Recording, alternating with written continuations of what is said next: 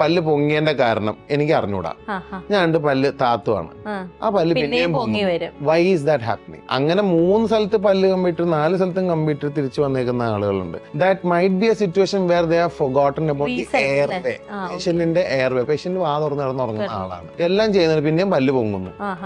എങ്ങനെ smile make over ചെയ്യും? പിന്നെയും പഴയ അവസ്ഥയിലേക്ക് ആ സിറ്റുവേഷനിലേക്ക് വരുമ്പോൾ അവരുടെ എയർവേനെ അസോസിയേറ്റ് ചെയ്തുകൊണ്ട് ആർച്ച് എക്സ്പാൻഷനും സംഭവങ്ങളൊക്കെ ചെയ്ത് ഇവർക്ക് സമാധാനത്തിൽ ഈ ഒരു പൊസിഷനെ മെയിൻറ്റെയിൻ ചെയ്ത് വെച്ചതിന് ശേഷമാണ് അടുത്ത പോസ്റ്റിലേക്ക് പോകാൻ പറ്റും. അപ്പൊ ഓരോ പേഷ്യന്റിനും ഡിഫറെന്റ്. സ്മൈൽ മേക്ക് ഓവറിന്റെ പ്രോസസ് എന്ന് പറയുന്നതിൽ ഫസ്റ്റ് ഡയഗ്നോസിസ് ആണ് നമുക്ക് ആദ്യം വേണം. ഈ പേഷ്യന്റിന് എന്തുകൊണ്ട് ഈ പെർട്ടിക്കുലർ കാര്യം വരുന്നു, എന്താണ് ഇവരെ അലട്ടുന്ന പ്രോബ്ലം, ഈ പ്രോബ്ലത്തിന് നമുക്ക് എങ്ങനെ സൊല്യൂഷൻ കണ്ടെത്താം. പക്ഷെ ഇൻ ജനറൽ പറയുവാണെങ്കിൽ ഇപ്പം എനിക്കൊന്ന് ഭംഗിയാവണം.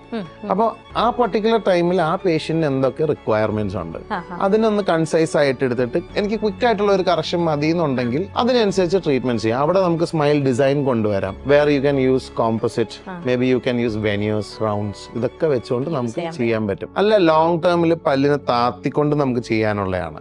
പല്ല് പൊങ്ങിയിരിക്കുന്നു, അല്ലെങ്കിൽ പല്ലിന്റെ നിര തെറ്റിയിരിക്കുന്നു, അല്ലെങ്കിൽ പറഞ്ഞ ഒരു കൂർത്ത പല്ല് ചരിഞ്ഞിരിക്കുന്നു, അങ്ങനെയൊക്കെ സിറ്റുവേഷൻ ആണെന്നുണ്ടെങ്കിൽ പല്ല് കമ്പി ഇടാം. അല്ലെങ്കിൽ ഇപ്പൊ ട്രാവൽ ചെയ്യുന്ന പേഷ്യന്റ് ആണെങ്കിൽ നമുക്ക് അലൈനർ യൂസ് ചെയ്യാം.